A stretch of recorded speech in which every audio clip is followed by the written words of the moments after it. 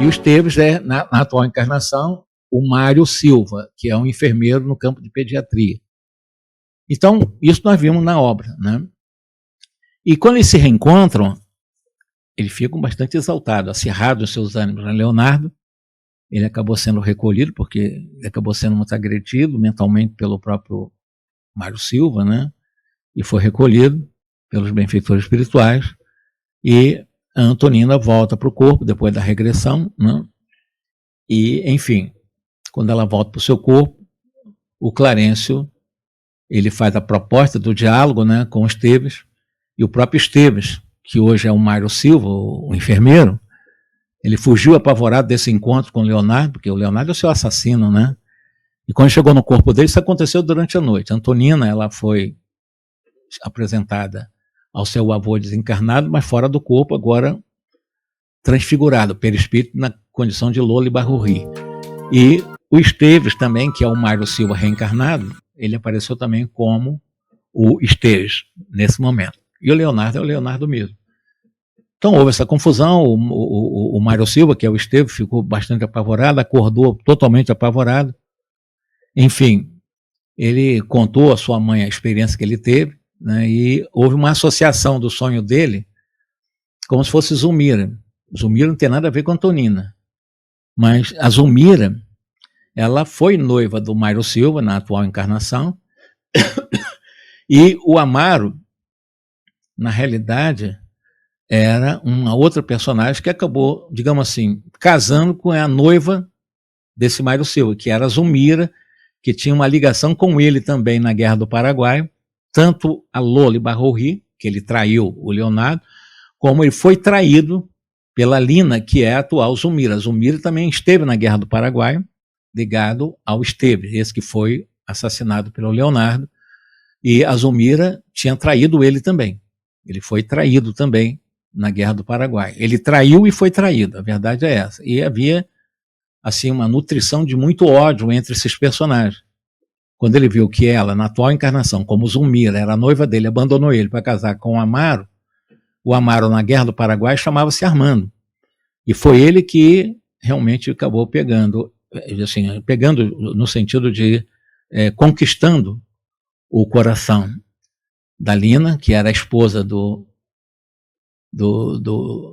Esteves, né, e acabou ficando com ela, e ódio e ódio, mais ódio, por causa de paixões, traições, aventuras extraconjugais e traições o tempo todo. O Leonardo, ele era preterido de alguma forma, né, acabou sendo pretorido lá pela Zulmira, né? Enfim, o grande problema desses personagens, nesse reencontro no Rio de Janeiro, que é o Rio Antigo, né, é a tentativa de uma reaproximação para sair dessas perturbações dos crimes cometidos, porque houve suicídios graves. O Júlio, ele morreu afogado, mas o Júlio também entrou nessa história traindo. Ele foi um traidor também, e ele acabou prejudicando de alguma forma a sua vida, e quando ele se sentiu traído, ele acabou também suicidando-se. Ele tentou o suicídio, foi salvo e depois se jogou. Bebeu, ficou bêbado, se jogou no Rio Paraguai e morreu afogado. Tu vê que ele, Júlio, com 9 anos, morreu afogado, já pagou uma parte. Mas a tentativa de suicídio, ele não tinha pago o seu débito na sua reencarnação. Então, em função desse dispersamento acompanhado por amigos espirituais, Mário, aí eu conto aqui alguma coisa que eu peguei detalhe. Mário, ele sai às ruas durante o sono, ele clama por Amaro. Amaro é o casado com a Zulmira, Zulmira que é a Lina, ex-esposa do Mário, que era antigamente o Esteves, né? E atende prontamente. Segue-se uma discussão onde Amaro se desculpa e insiste em afirmar que nada sabia sobre o noivado de Zulmira. Então, nesse momento, para conciliação, fisicamente falando, o Amaro, ele chega para o Mário Silva, que é um enfermeiro, e diz para ele que ele não sabia que a Zulmira era a noiva dele.